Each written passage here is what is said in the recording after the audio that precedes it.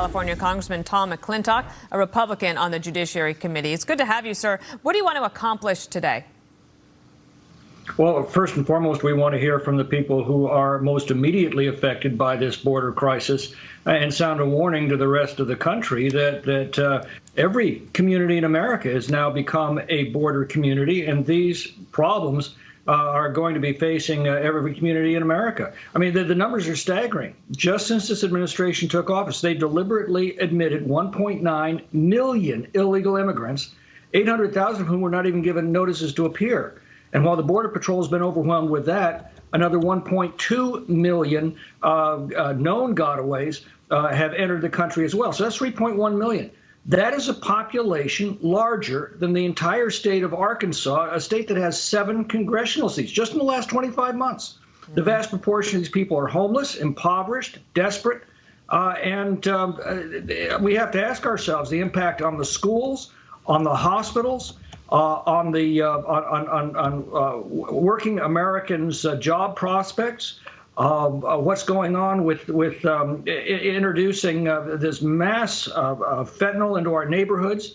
How does it affect communities, introducing violent cartels into them and making it all but impossible to deport criminal illegal aliens? That's not just happening here. It's going to be happening across the country. If it isn't already in your community, it will be very soon. Sir, seeing is believing. I know you know that. You know, unless you go down and see it for yourself, it doesn't take on the understanding of the impact that you have. But you're from California, and your wall's finished. It's 160 miles long.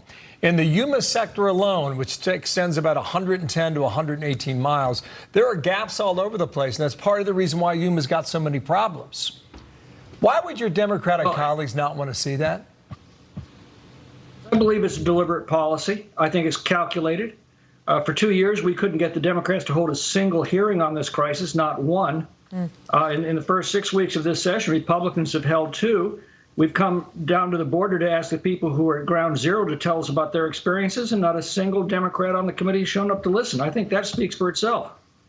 Jerry Nadler, congressman, of course, from New York. He's the ranking member on Judiciary. He gave this statement saying that instead of focusing on real solutions to a complicated problem, Judiciary Republicans will once again not hear from any federal government witnesses at their hearing, further cementing this hearing as a brazen act of political grandstanding. Why is that? I don't understand that.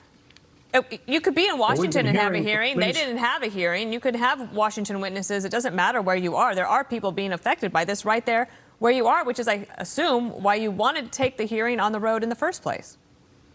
Right. Well, we've heard from administration officials for the last 2 years assuring us that there is no crisis. The border is secure. I'm sure we'll be hearing more and more from them, but those words sound very hollow when you come down here and actually view the situation.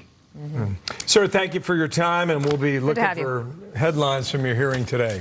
Tom McClintock, thank you, the Republican from California and Yuma down there.